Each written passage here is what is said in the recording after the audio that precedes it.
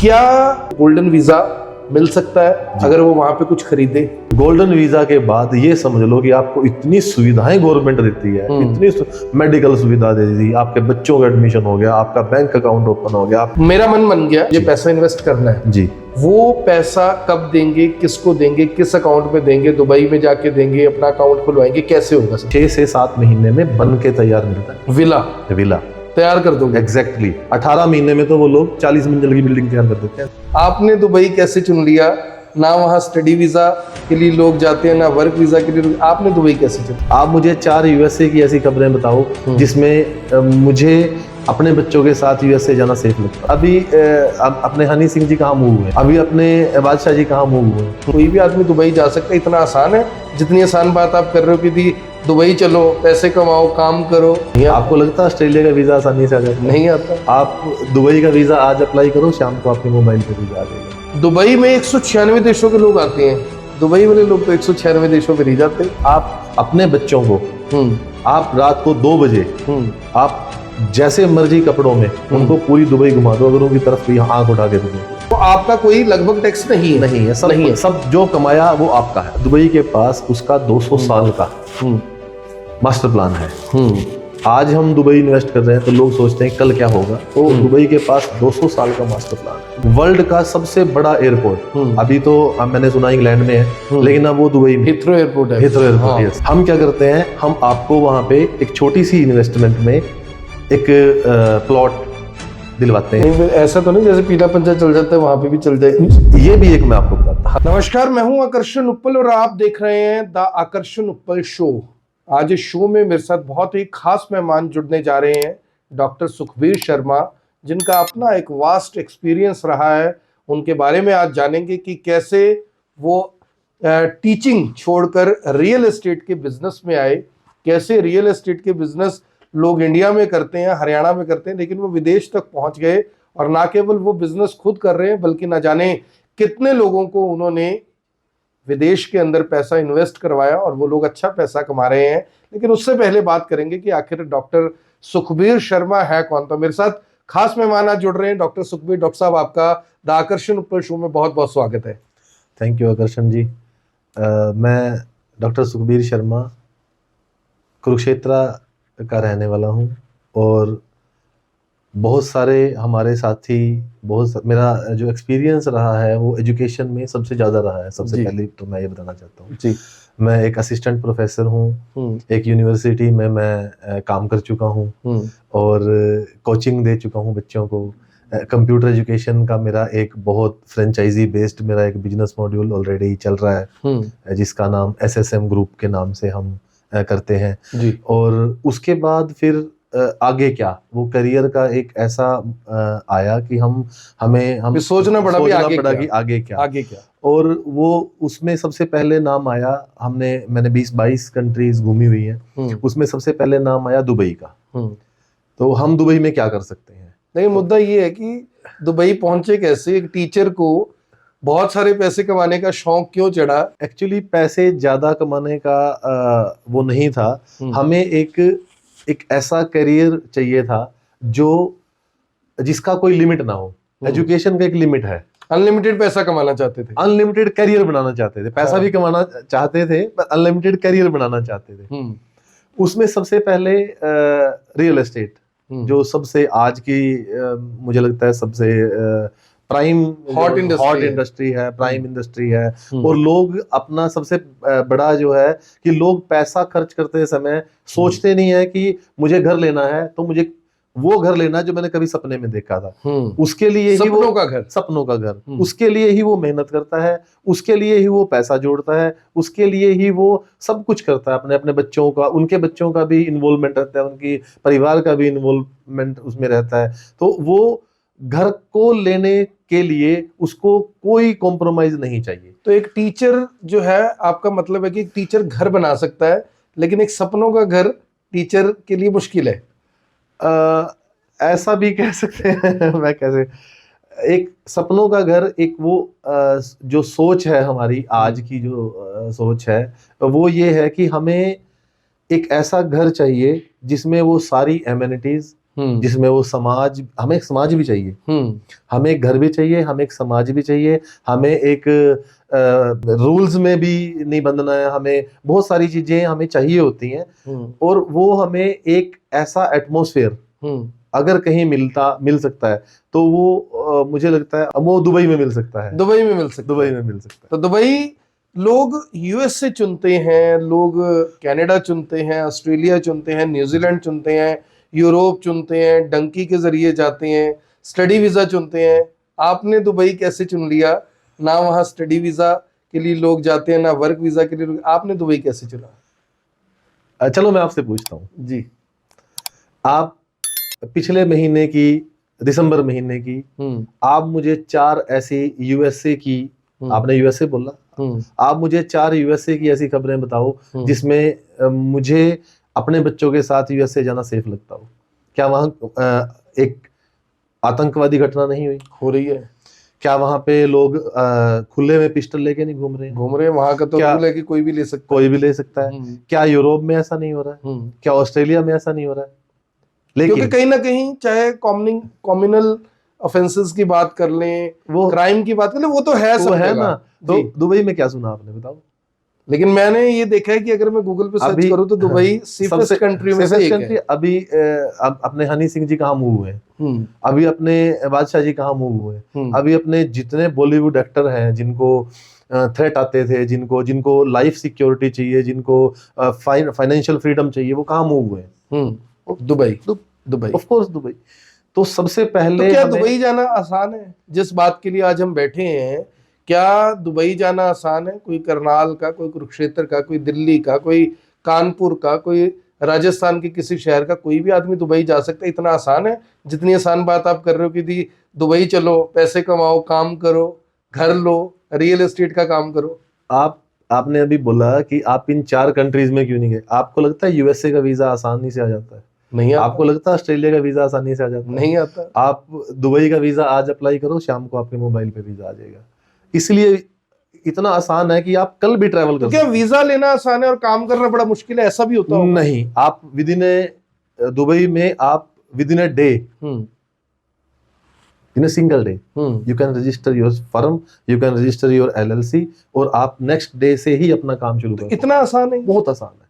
उन्होंने तो मदद कौन करेगा वहां? Ease of doing business, Dubai government ने ईज ऑफ डूइंग बिजनेस इतना आसान बना दिया कि एक आम आदमी किसी भी कंट्री का, दुबई में, मैं एक और बात बताता हूँ, दुबई में एक 196 कंट्रीज का लोग बंदा आता है, और वो सब वहां पे डिफरेंट टाइप का व्यापार करता है और इतने पैसे भेजता है अपने घर, इतना पैसा कमाता है, क्योंकि दुबई में वास्ट अपॉर्चुनिटीज है। लेकिन डॉक्टर साहब, मेरा एक सवाल यहाँ पे ये है, दुबई में 196 देशों के लोग आते हैं, दुबई वाले लोग तो 196 देशों पे नहीं जाते। उसका कारण वो मुझे लगता है एकमात्र ऐसा देश है जो सबको अपने देश में बुलाकर काम करवाता है, लेकिन खुद कहीं नहीं जाता। बाहें फैला के वेलकम करते हैं, इतनी लाइफ सिक्योर करते हैं। आप अपने बच्चों को आप रात को 2 बजे आप जैसे मर्जी कपड़ों में उनको पूरी दुबई घुमा दो, अगर उनकी तरफ कोई आंख उठा के भी देख ले।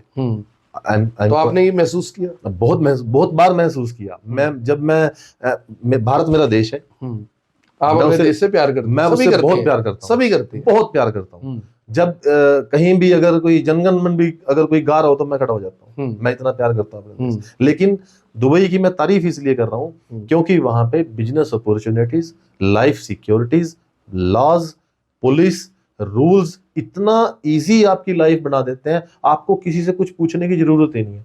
आपको पता लास्ट क्राइम दुबई में कब हुआ था? किसी ने सर्च नहीं किया होगा, किसी ने सर्च कई अखबार में, टीवी में, खबरों में आता ही नहीं, होता ही नहीं है। ऐसा नहीं है कि बिल्कुल भी नहीं होता होगा, लेकिन खबरों में हम जब देखते हैं तो हमें लगता है कि यार ये सब कुछ ठीक चल रहा है, इट मींस क्राइम नहीं है। इट मींस क्राइम नहीं है। क्राइम नहीं। आप पिस्टल लेके दिखाओ ना वहां, आपको 2 मिनट में इतना फाइन, इतनी सजा वो लोगों ने प्रावधान किया। पिस्टल तो मुझे लगता है कि नहीं मिल सकती वहां पे, नहीं मिल, नशा नहीं। मैंने सर्च किया है, वो लोग यानी कि क्राइम को लेकर इतने ज्यादा स्ट्रिक्ट हैं। उनको ऐसा लगता है कि अगर इस आदमी ने क्राइम किया तो ये हमारे देश के लिए है ही नहीं। और मेरा एक रिसेंट एक इंसिडेंट हुआ, मेरा एक नोन है, दोस्त कह सकता हूँ, उसका चेक बाउंस हो गया था। यहाँ चेक बाउंस होने पे सालों साल केस चलता है। आदमी सोचता है खुद ही मेरे पैर पकड़े, कहे मैं 5 की जगह भैया तेरे को 2 लाख रुपए देता हूँ, मैं निपटा दूंगा। लेकिन दुबई में कि चेक बाउंस हुआ, दूसरे दिन बंदा जेल में था। एग्जैक्टली। और पूरे पैसे दिलवाए वहां के कोर्ट। एग्जैक्टली। यही लॉ है, यही लॉ है और यही जस्टिस, यही जस्टिस है। और इसीलिए दुबई अपने जस्टिस के लिए, अपने रूल्स के लिए फेमस है। तो अब मैं बात करूं डॉक्टर साहब, क्योंकि आपने एक किस्म से इस प्रोफेशन के साथ साथ कह लूं या प्रोफेशन को छोड़कर कह लूं, आप दुबई तक पहुंच गए, वहां रियल एस्टेट का बिजनेस कर रहे हैं। डॉक्टर सुखबीर शर्मा के माइंड में कैसे आया कि मैं वहां बिजनेस कर सकता हूं? लोग तो दूसरा शहर चुनते हैं तो उन्हें लगता है कि पता नहीं मैं सरवाइव कर पाऊंगा, नहीं कर पाऊंगा, पैसे कमा पाऊंगा, नहीं कमा पाऊंगा, मेरी इन्वेस्टमेंट कहीं जीरो तो नहीं हो जाएगी, कोई real estate broker, real estate agent मुझे धोखा तो नहीं दे देगा। तो आप दुबई कैसे पहुंच गए, इसके बारे में जरूर बताइए। एक्चुअली हम लोग 2018 में हम फर्स्ट टाइम दुबई गए, घूमने गए। और वहां पे जाके कुछ अपॉर्चुनिटीज हमने सर्च करता ही है बंदा जाके कि यहाँ पे क्या, हर कोई देखता है। हमने भी देखी कि लोग बिजनेस कैसे करते हैं। वहां पे टैक्सीज का क्या, सबसे पहले क्या टैक्स। अब मैं अपने दोस्त से बात कर रहा था कनाडा में, वो 42% तक टैक्स जाता है। इंडिया में भी इतना ही लगभग। इंडिया में अगर आपका 5 करोड़ का टैक्स भरते हो आप, तब अब 5 करोड़ से नीचे भी हम 32-33% तो है। उसके अलावा भी बड़ा कुछ दुबई में नहीं, खाना पीना सब चीजें। हाँ, वो तो है ही है। दुबई में नहीं है। दुबई में आपको 9% कॉर्पोरेट टैक्स है। यहाँ पे अगर आप कोई प्रॉपर्टी सेल करते हैं तो प्रॉफिट गेन टैक्स है, वहां पे जीरो है। वहां जीरो है? जीरो। इनकम टैक्स जीरो है सर, दुबई में। और लेकिन मैंने तो ये पढ़ा कि फ्री जोन में वहां कॉर्पोरेट टैक्स भी नहीं है। नहीं, वो हाँ, मेनलैंड में अगर आप कंपनी चलाते हैं, लेकिन फ्री जोन में कुछ लिमिटेशंस के साथ कंपनी रजिस्टर होती है एक्चुअली, इसलिए वहां टैक्स नहीं है। तो यानी कि अगर आप दुबई में रहते हैं, आप काम करते हैं, आप बिजनेस करते हैं, जॉब करते हैं, तो आपका कोई लगभग टैक्स नहीं है। सब जो कमाया वो आपका है, जो कमाया वो आपका है। तो फिर गवर्नमेंट कैसे चल रही है, वहां की सिस्टम कैसे चल रहा है, इकोनॉमी कैसे चल रही है? गवर्नमेंट अपने ये जो प्रॉपर्टी की बात मैंने करी है, गवर्नमेंट ने पाम जुमेरा नाम से एक पूरा, सुना है मैंने, मैं गया भी देखा हाँ, मैंने। हाँ। वो पूरा गवर्नमेंट ने बेचा। 450 करोड़ का एक मकान है। एक मकान 450 करोड़? 450 करोड़। शायद अंबानी का भी है वहां पे, मुझे याद है। बहुत सारे एक्टर डायरेक्टर के हैं। हाँ। बहुत सारे लोगों ने, तो इंडिया के काफी लोगों ने इन्वेस्टमेंट किया दुबई में। वास्ट इन्वेस्टमेंट इंडिया से जा रहा है। तो अगर मैं बात करूं डॉक्टर साहब कि मुझे दुबई में इन्वेस्ट करना है, जो लोग इस वीडियो को देख रहे हैं उन्हें इन्वेस्ट करना है, क्या कोई भी इन्वेस्ट कर सकता है? क्योंकि दुबई में तो दिराम चलते हैं, दिराम शायद 23-24 रुपए का है जी। तो हम इतने पैसे कहाँ से लाएंगे? अरबों रुपए हमारे पास नहीं, 450 करोड़ तो है नहीं जी। तो 450 करोड़ लगाए बिना हम वहां इन्वेस्ट कैसे कर सकते हैं? एक्चुअली दुबई के पास उसका 200 साल का मास्टर प्लान है। आज हम दुबई इन्वेस्ट कर रहे हैं तो लोग सोचते हैं कल क्या होगा, तो दुबई के पास 200 साल का मास्टर प्लान है। 200 साल का मास्टर, 200 ईयर्स का। यस। आप दुबई की जो 450 करोड़ वाली प्रॉपर्टी है वो ना लेके आप 4.5 करोड़ वाली प्रॉपर्टी में इन्वेस्ट कर सकते हैं। 4.5 करोड़ रुपए में तो करनाल कुरुक्षेत्र में आजकल प्लॉट नहीं आता। यही एक मेरी जो कंपनी का नाम है वो फैल्कन रियल एस्टेट कंपनी है, और हम लोग आपकी प्रॉपर्टी का पोर्टफोलियो मैनेज करते हैं। हम क्या करते हैं, हम आपको वहां पे एक छोटी सी इन्वेस्टमेंट में एक प्लॉट दिलवाते हैं। 4.5 करोड़ कहाँ छोटी इन्वेस्टमेंट है? छोटी इन्वेस्टमेंट तो होती है 50 लाख रुपए, नहीं 1 करोड़ रुपए, 70 लाख रुपए। उस पे भी मैं आता हूँ। अगर आओगे उस पे भी आता हूँ। आओगे उस पे, यानी आप कह रहे हो कि 50 लाख, 70 लाख, 1 करोड़ में भी आओगे आप? जी प्रॉपर्टी को लेके दुबई में। जी बताइए फिर। अगर आप 4 लोग मिलके, आप, आपके दोस्त, आपके मित्र, आपके रिश्तेदार मिलके 75 लाख रुपीस आप वहां पे इन्वेस्ट करते हैं, एक आदमी, यानी 3 करोड़ रुपए 4 लोग। 3 करोड़ रुपए 4 लोग। तो उसमें एक विला का 300-350 गज का प्लॉट, जो हरियाणा के किसी भी सेक्टर में हुड्डा के तो नहीं आ सकता, आज भी नहीं आ सकता, 4.5 करोड़ बना के। हाँ। तो वो 1.5 करोड़ रुपए का प्लॉट आएगा, और उस पे 1.5 करोड़ रुपए का कंस्ट्रक्शन होगा। टोटल 3 करोड़ हो गया। तो लेके करेगा क्या वो उसको हमारी कंपनी क्या करेगी, वो नाम तो आप लोगों के ही होगा, हमारी कंपनी उस पोर्टफोलियो को मैनेज करेगी। हम उसको एयरबीएनबी करेंगे, हम उसको रेंट पे देंगे, हम उसको सेल परचेज करेंगे, और उस पे आपको एक ऐसा प्रॉफिट बना के देंगे जो कि वहां के रियल एस्टेट में जेन्युइन है। वो है 12% अश्योर्ड रिटर्न। 12% अश्योर्ड रिटर्न, यानी कोई 75 लाख रुपए देते तो लगभग उसको 9 लाख रुपए आप कह रहे हो कि साल का 2 गया, साल का आ जाएगा। 75 लाख रुपए पे हाँ 9 लाख रुपए साल का आ जाएगा। आप अच्छा। गूगल करना, आपको सारी इन्फॉर्मेशन मिल जाएगी। तो ये लीगल है? 50 लीगल क्या, तो रेंट है सर, आपका प्रॉपर्टी रेंट पे जा रहा है, तो आता है इतना रेंट? एग्जैक्टली आता है, इससे ज्यादा आता है, इससे ज्यादा। तो आप इतने देखिए एश्योर कर लो, एश्योर्ड मींस अगर वो हमारा नहीं भी आता है तो we can pay from our pocket, हम लोग अपनी जेब से देंगे। उसके बाद हम उस प्रॉपर्टी को सेल करेंगे, वो प्रॉपर्टी का जो बेनिफिट होगा वो भी आप लोगों के पास आएगा। वो कितना आ सकता है? क्या प्रॉपर्टी मेरे नाम होगी? एग्जैक्टली, प्रॉपर्टी आपके नाम होगी, गवर्नमेंट में स्टैम्प पेपर ये वो सब मेरे नाम? एग्जैक्टली। ओके। वहां पे जो लैंड का डिपार्टमेंट है, जो रजिस्ट्री खर्चा है वो 4% है। वो 4% भी आपको पे नहीं करना है, इसी के अंदर है, इसी के अंदर है। ओके, 4% भी पे नहीं करना। उसके बाद क्या?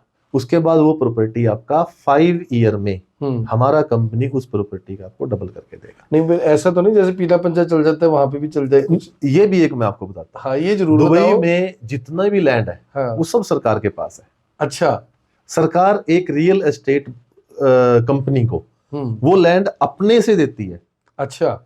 तो आप ये क्लेम नहीं कर सकते कि ये मेरे परदादा का लैंड था, इसमें हमारा कुछ बिल्डिंग था, ये हमारे नाम नहीं कर सकते। वहां पे लैंड जो है वो गवर्नमेंट रियल एस्टेट को देती है। रियल एस्टेट कंपनी आगे उसको उसमें ये बेसिक नीड्स जो हमारी होती हैं, सुविधाएं, पानी की, बिजली की, ये सब करके उसके बाद उसको एक कॉलोनी टाइप में काट के और फिर वो बेच देती है। यानी वहां पे जो ये प्रॉपर्टी रिलेटेड केसेस होते हैं कि जिसने मेरी जमीन पे कब्जा कर लिया, ये वो जीरो है? जीरो है। तो मेरे को ये बताओ डॉक्टर साहब, आपने ये बात तो बता दी जी, लेकिन मुझे जानना ये है, एक गोल्डन वीजा आजकल बहुत चल रहा है जी, मेरे फोन पे भी आता रहता है जी। मेरे पास तो इतने पैसे नहीं है कि मैं गोल्डन वीजा ले सकूं। एक रेजिडेंट वीजा आता है जी। क्या करनाल के किसी भी व्यक्ति को, किसी भी रहने वाले बंदे को, दिल्ली के किसी बंदे को, चंडीगढ़ के, लुधियाना के, अमृतसर के, कानपुर के, आगरा के, गुड़गांव के, फरीदाबाद के किसी बंदे को गोल्डन वीजा मिल सकता है अगर वो वहां पे कुछ खरीदे? बहुत आसान। रेजिडेंट वीजा मिल सकता है? बहुत आप जितनी आसान कह रहे हो मुझे तो लग रहा है पता नहीं आप नहीं देना निकाल के। हाँ ऐसा ही है, ऐसा ही है, ऐसा ही है, ये समझ लोगी। यस, ऐसा क्योंकि वहां पे 2 मिलियन 20 लाख रुपए, 20 लाख दिरहम, 20 लाख दिरहम, 20 लाख दिरहम की कोई भी प्रॉपर्टी आपने परचेज नहीं करनी है, सिर्फ बुक करनी है। रजिस्ट्री जब होगी तब होगी, चाहे वो 6 महीने में हो, चाहे वो 1 साल में हो, चाहे वो 2 साल में हो। आपने 2 मिलियन दिरहम का प्रॉपर्टी, अभी नई स्कीम, अभी स्कीम निकाली है। ये नहीं दुबई की स्कीम है, आपकी तो नहीं है? आपकी नहीं है, गवर्नमेंट की है। दुबई में कोई ऐसा कर भी नहीं पाएगा, दुबई में कोई नहीं कर सकता, वो टांग देते हैं, बहुत टांग देते, बहुत रूल सकता है वो, लेकिन इन्वेस्टर के फेवर में है। इन्वेस्टर के फेवर, जो उन्होंने कंज्यूमर फ्रेंडली लॉ बनाया। एग्जैक्टली। अगर आप कोई भी 2 मिलियन की प्रॉपर्टी वहां सिर्फ बुकिंग अमाउंट देके बुक कर लेते हो तो you are eligible for golden visa. और गोल्डन वीजा के बाद ये समझ लो कि आपको इतनी सुविधाएं गवर्नमेंट देती है, इतनी मेडिकल सुविधा दे दी, आपके बच्चों का एडमिशन हो गया, आपका बैंक अकाउंट ओपन हो गया, आपको बहुत सारी जगह आना जाना, कार लेना, ये वहां पे कार लोन मिल जाता है। और लोन तो मेरे घर है भी 2-3% कुछ ऐसा, 2.5% पे लोन 2.5% पे लोन मिल जाता है। तो मुझे होम लोन 2.5% में मिल जाता है। होम लोन 2.5% में मिल जाता है दुबई में। यहाँ तो 2.5% महीने का आड़ती ले लेता है।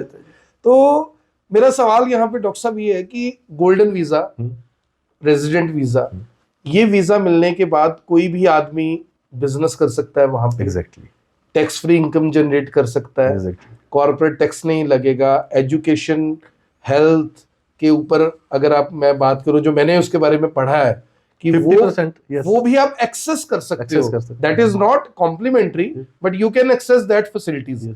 आप किसी को बिना स्पॉन्सरशिप के बुला सकते हो, मेड को बुला सकते हो, आप मेड को रहने के लिए वहां पे कोई दिक्कत नहीं, ड्राइवर को बुला सकते हो। तो क्या फिर जब गोल्डन वीजा मिल जाता है उसके बाद मुझे जब भी दुबई जाना है I should apply for a visa? और वो कार्ड ही सफिशिएंट है? वो कार्ड ही सफिशिएंट है। मुझे सपने जैसा लग रहा है वो जो आपने सपने की बात शुरू में की उससे आप कई देशों में वीजा ऑन अराइवल फैसिलिटी भी ले सकते हो। पासपोर्ट आपका इंडिया का है, हाँ। सिर्फ वो कार्ड होने से हाँ। आपको जॉर्जिया, आर्मेनिया या यूरोप के बहुत सारे कंट्री वीजा ऑन अराइवल लेते हैं। वीजा इंडिया से नहीं ले सकते, इंडिया से नहीं मिल सकता, दुबई से मिल सकता है। तो अगर कोई आदमी इन्वेस्ट करना चाहता है, जो आपकी कंपनी है, क्या आप, आजकल लोगों के मन में डाउट होता है कि शर्मा जी कहीं मेरे पैसे लेके ना भाग जाए। जी जी, बहुत सारे डाउट। कहीं ऐसा होता है कि यार मैं वहां पे लूं, मैं उधर से वापस आऊं और वापस आके शर्मा जी कहते भाई तेरे तो मकान पे मैंने कब्जा कर दिया है। हाँ इन चीजों को लेके दुबई का लॉ क्या कहता है, वो एक कंज्यूमर का कितना फेवर में कहता क्या है?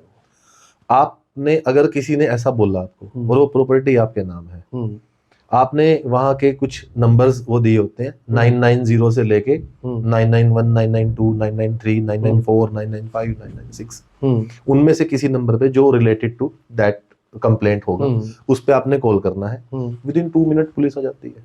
पुलिस दिखती नहीं है, पुलिस दिखती नहीं है, लेकिन 2 मिनट में 2 मिनट में आ जाती है। लेकिन मैंने और जैसे ही आपको कोर्ट कचहरी नहीं जाना, अभी आप कंप्लेंट फाइल कर रहे हो, हाँ, और उसने आपका मकान का डॉक्यूमेंट जो आपके पास, आपके मकान के डॉक्यूमेंट वो पुलिस को दिखाए हैं, with in 5 minute, with in 5 minute you can get your home back.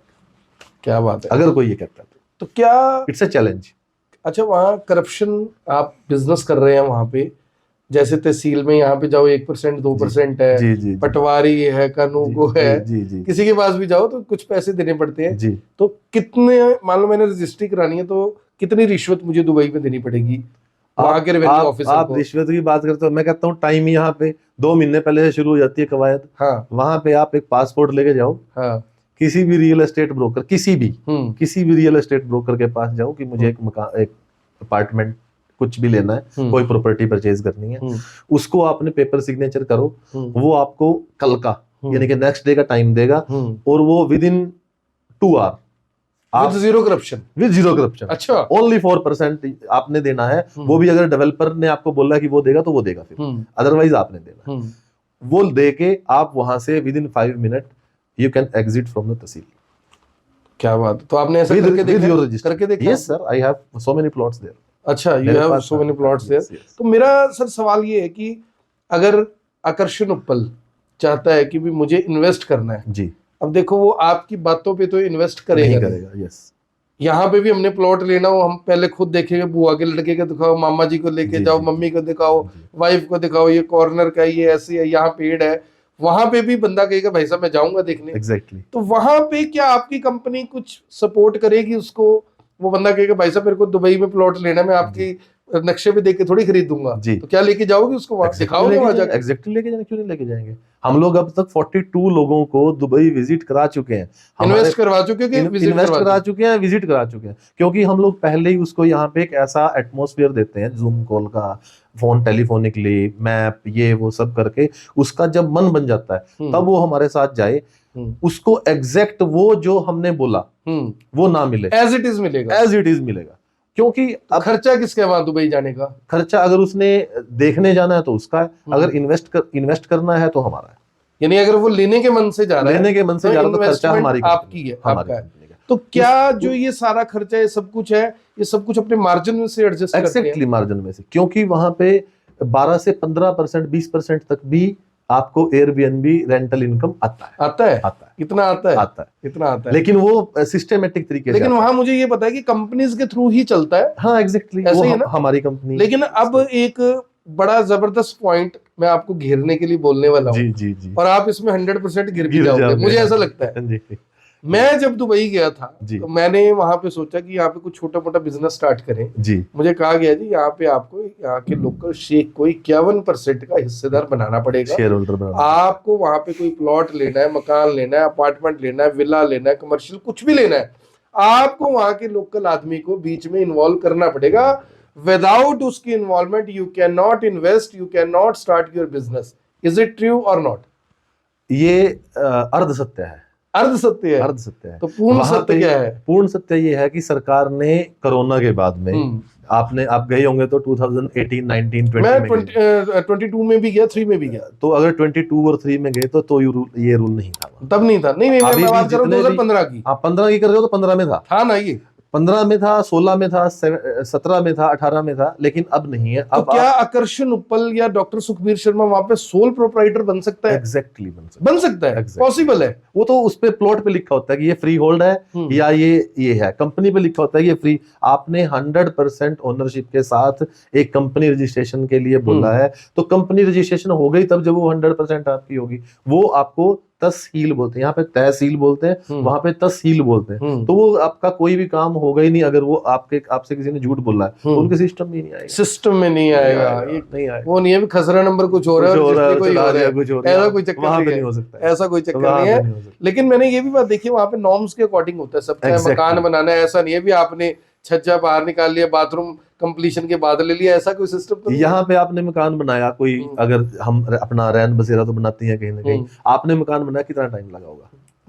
मेरे अभी बनाया 3 साल लगे। 3 साल लगे हैं। दुबई में कितना लगता होगा अंदाजा लगाओ। चलो आपसे सवाल पूछते। देखो जितने बड़े बड़े मकान वहां बनते हैं वहां 4 साल तो लगते हैं। 4 साल लगते होंगे। आपको अगर 6 महीने 8-7 महीने से ज्यादा टाइम लगता है ना, दुबई गवर्नमेंट फाइन करती है।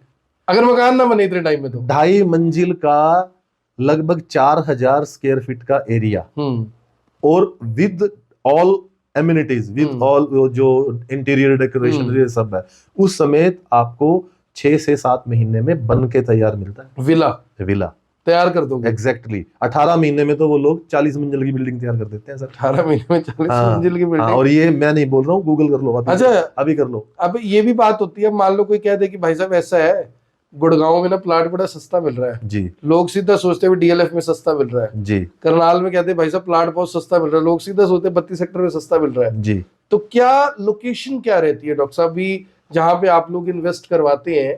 मैं ऐसा समझता हूं कि बजाय किसी दुबई के व्यक्ति पे विश्वास करने की, वो अपने जो पड़ोस का व्यक्ति, अपने शहर का, अपने देश का व्यक्ति, वो उस पर ज्यादा फेथ करता है। तो आप इन्वेस्ट कहाँ पे करवाते हैं, क्या लोकेशंस रहती हैं, और जो भी लोकेशन रहती है क्या वहां से सिटी को एक्सेस करना, मेट्रो को एक्सेस करना, एयरपोर्ट को एक्सेस करना, that is a easy task? Actually उन लोगों की ये भी एक खास बात है, वो लोग एक लिमिटेड एरिया ही डेवलप करते हैं। जैसे अभी साउथ दुबई का बड़ा अच्छा ट्रेंड चला हुआ। साउथ दुबई को एक्सेस करने से पहले या वहां पे प्लॉटिंग करने से पहले उन लोगों ने वहां पे पूरा सड़कों का जाल बिछा दिया। वर्ल्ड का सबसे बड़ा एयरपोर्ट अभी तो मैंने सुना इंग्लैंड में है, लेकिन अब वो दुबई में हिथ्रो एयरपोर्ट है। हिथ्रो एयरपोर्ट, यस, अब वो इंग्लैंड में आ रहा है, सॉरी में आ रहा है, दुबई में आ रहा है, अल मक्तूम एयरपोर्ट। तो उसके आसपास इन्होंने पहले पूरा सब कुछ डिजाइन किया। वहां तो प्लानिंग के साथ होता है, पूरी प्लानिंग के साथ। क्या ये सच है कि 200 साल का plan? Exactly they have, that is actually they have. नहीं ऐसे नहीं भी जाके कॉलोनी काटी खत्म काम। कॉलोनी काटो, वो पता लगे ना, काट के देखो, है ना, रूल्स ही इतने जबरदस्त है। जमीन ही सरकार की उतना है। हाँ, उतना ही प्लॉट आप साइज जैसे उन्होंने बोला है, वो मैप में है, वो रिटन है, उसमें 1 गज भी आप इधर उधर नहीं कर सकते। पहली बात लाइट, और सबसे पहले हम क्या सोचते हैं कि मकान लिया तो क्या सुविधाएं होनी चाहिए, बिजली पानी। वहां पे जो ऐसा मैंने सुना है कि जहां वहां पे लास्ट जो लाइट गई थी, हमारे यहाँ तो अभी गई थी, लेकिन रोज ही जाती है। वहां पे लास्ट लाइट ऐसा सुना है कि 1962 में गई थी, लाइट गई थी 1962। उसके बाद नो, यहाँ पे हम कहते हैं पानी बचाओ, ये करो, वहां पे जो कहता है जी समुद्र आपका है, जितना मर्जी पानी यूज करो, आपके पास लाइट है, आपके पास हर वो चीज है। हर एक कॉलोनी में एक मार्केट है, उसमें आपका हाइपर मार्केट और ये पूरे जो सुविधाएं हैं, जो आपने बेसिक नीड्स हैं का सामान है, घर का रसोई का सामान है, वो आपको कई सामान तो ऐसे हैं जो इंडिया के बराबर मिल जाते हैं। दाल चावल ये सब इंडिया के रेट के बराबर मिल जाते हैं। तो यानी पैसा जितना मर्जी कमाओ, टैक्स उस पे देना नहीं है, खर्चा वहां पे कम है, क्वालिटी लाइफ मिलेगी, क्वालिटी लाइफ, आप वहां की हॉस्पिटल को एक्सेस कर सकते हो, एजुकेशन। मैं कुछ पढ़ रहा था आपसे बात करने से पहले, मैं कभी शर्मा जी को कहीं ना कहीं घेरूंगा, लेकिन वहां मैंने देखा कि 40% तक का अगर आपके पास गोल्डन वीजा है, तो you will get 40% discount on your education in school and up to 80% in university.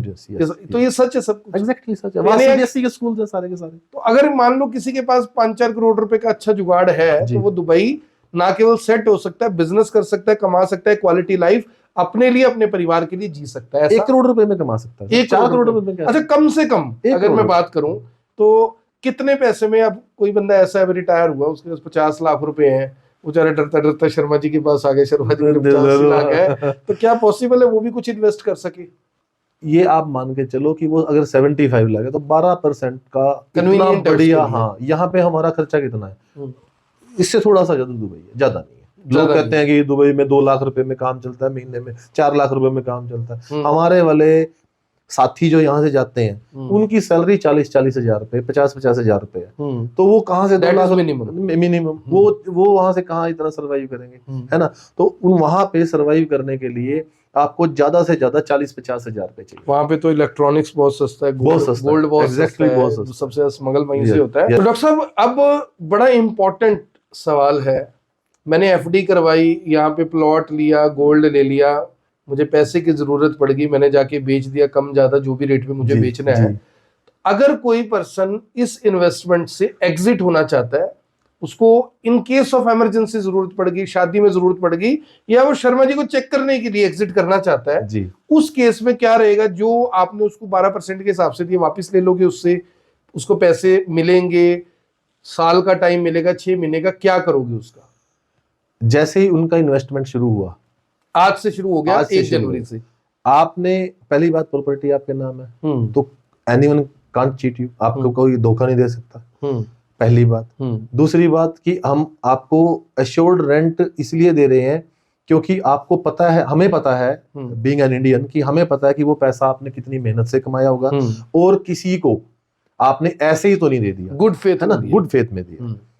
अगर वो जेन्युइन रीजन के साथ एग्जिट करना चाहता है, कितने भी दिन मर्जी, हमने 5 साल का प्लान दिया है, 5 साल के प्लान में हम क्या करेंगे, 1% अश्योर्ड रेंट उसको आ रहा है, मंथली आ रहा है, वो अपनी प्रॉपर्टी को ग्रोविंग उसमें देख रहा है, उसकी प्रॉपर्टी ऑलमोस्ट 5 साल में डबल हो जाती है, 5 साल में डबल हो जाती है।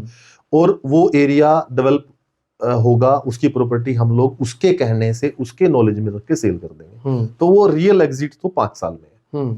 इन बिटवीन उसको कोई जरूरत पड़ेगी, इमरजेंसी जरूरत पड़ेगी, तो ऑन दैट फेथ बिहाफ, उसके जो उसने ट्रस्ट किया हमारे ऊपर, उस बिहाफ पे हम लोग उसको एनी टाइम एग्जिट का ऑप्शन दे सकते हैं कि आपने जितना रेंट लिया वो आपका रेंट था, जो आपने वो दे दिया, वापस नहीं लेंगे, और जो उसका अमाउंट एग्जैक्ट इन्वेस्टेड अमाउंट था वो हम उसको किसी भी टाइम देके बाहर कर सकते हैं। तो जो ये पैसे का टर्म, उसके लिए हमें 1 महीने का टाइम चाहिए, 1 महीने यानी 30 डेज के अंदर he will get his money back। Yes, तो 100% विदाउट एनी डिडक्शन, यानी कोई हिडन नहीं, कुछ भी ऐसा नहीं उस टाइम पे, नहीं भाई साहब उस टाइम तो ये स्कीम थी, आज ये नहीं, कभी ऐसा कुछ नहीं है, क्योंकि हमारे पास इन्वेस्टर है, उसकी जगह कोई और इन्वेस्टर डाल देंगे, और हो सकता है वही कोई इन्वेस्टर लिया, एग्जैक्टली वही हो सकता है कि वो कल को दोबारा आ जाए। और कंपनी की वर्थ आज की डेट में 40 करोड़ किया तो कभी भी कंपनी उसको अपने नाम से ले लेगी।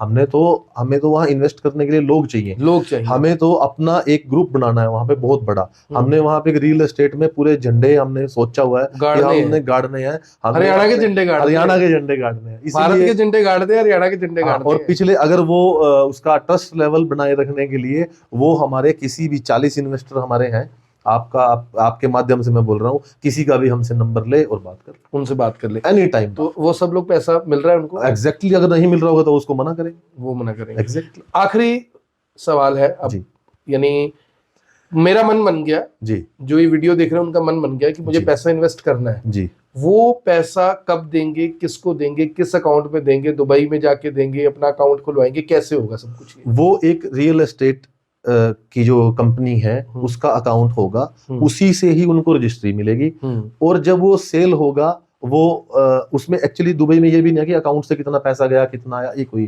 चक्कर नहीं, वो उस अकाउंट में पैसे देंगे, उस अकाउंट में जब वो 75 लाख डाल देंगे तो और लोग भी डालेंगे, जब वो 3 CR कंप्लीट हो जाएगा, 3 करोड़ पूरा हो जाएगा, तो उसके नाम कंपनी से पहले अलॉटमेंट आ जाएगा साथ के साथ, वो तो चाहे 10 लाख भी डाल दे तब भी आ जाएगा। अलॉटमेंट आते ही उसको एक टाइम दे दिया जाएगा कि इस टाइम आप आओ अपनी रजिस्ट्री कराओ। तो पैसा आपको देना है, सेलर को देना है? सेलर को देना। आप सिर्फ एक ब्रोकर हो, हम तो उसका पोर्टफोलियो मैनेज करेंगे। लोग कहते हैं पैसा नहीं बनता, तो पोर्टफोलियो मैनेज हम बनाएंगे। पोर्टफोलियो मैनेज करना वैसा ही है जैसा हम म्यूचुअल फंड देते हैं तो एक कंपनी हमारे पोर्टफोलियो को मैनेज करती है, एग्जैक्टली ऐसा ही है। क्योंकि डायरेक्टली शेयर नहीं लेना, म्यूचुअल फंड लो और आपसे उसको मैनेज करा लो। जब तक आपने मैनेज कराना है तब तक का हम लोग कोई उस पे ब्रोकरेज नहीं लेंगे, कोई उस पे कुछ नहीं लेंगे। जब आपका एक वर्थ हमारे पास आ जाएगा तो हम आपको जो हमने कमिट किया वो देने के बाद जो बचा वो हमारा है, जो बचा वो आपका है। अगर उसमें नहीं बचा तो हम घर से डालेंगे, घर से डालेंगे, हमारी डाल दोगे? कंपनी है, डाल दोगे? अब डाल ही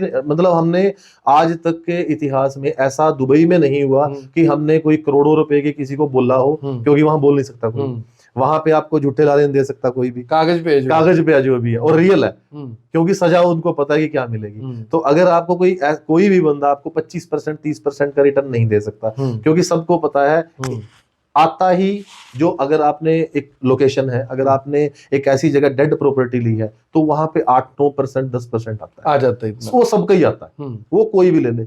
अगर वो मैनेजमेंट के साथ, जैसे हमने वहां पे 3 साल लगाए हैं, हमने काम किया है दुबई में जाके, तो अगर वो हमारे कहने से लेगा, नाम तो उसके होगा, अगर वो हमारे कहने से लेगा, हम उसको मैनेज करेंगे, हमारे पास कस्टमर है उसको यूज करने के लिए, तो हमें वो 15% तक आता है। तो हम 12 अश्योर्ड बोलते हैं, 12 अश्योर्ड बोलते हैं, 12% अश्योर्ड बोलते हैं। तो डॉक्टर साहब, आपने दुबई के बारे में ना केवल जानकारी दी, मुझे तो दुबई घुमा दिया।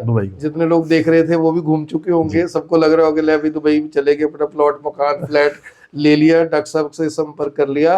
तो अगर आपका भी मन है कि आप दुबई में इन्वेस्ट करना चाहते हैं, दुबई में इन्वेस्टमेंट के बारे में पूछना चाहते हैं, दुबई को विजिट करना चाहते हैं कि आखिर शर्मा जी का क्या प्रोजेक्ट है, कैसे ये बता रहे हैं, देखिए आप कभी भी कुछ भी देखेंगे जहां पर आपको 1% भी ज्यादा जब इंटरेस्ट मिलता है, 1% भी ज्यादा आपको पैसा मिलता है, तो आपके मन में एक डाउट आता है कि ये मुझे कैसे मिल रहा है, और उस कैसे को क्लियर करने के लिए आप अपनी जो भी क्वारी है वो करते हैं, विजिट है वो करते हैं। तो आप दुबई जा सकते हैं। अगर आप दुबई देखने के लिए जाना चाहते हैं तो खर्चा आपका है, घूमने जाइए, शर्मा जी के साथ उनके प्रोजेक्ट को देखकर आइए, और अगर आप उसको खरीद लेते हैं तो आपकी वो पूरे पैसे की रिएम्बर्समेंट इनकी कंपनी करेगी, क्योंकि अब आप वहां पे इन्वेस्ट करने जा रहे हैं, अब आप इनके बिजनेस पार्टनर बनने जा रहे हैं। यू विल गेट 12% अश्योर्ड, यानी इसमें कुछ 11.99 नहीं है और 12.01 भी नहीं है, तो 12% आपको अश्योर्ड रिटर्न मिलेगा, जो कि आजकल चंडीगढ़ में भी, जीरकपुर में भी, गुड़गांव में भी वादा किया जाता है, लेकिन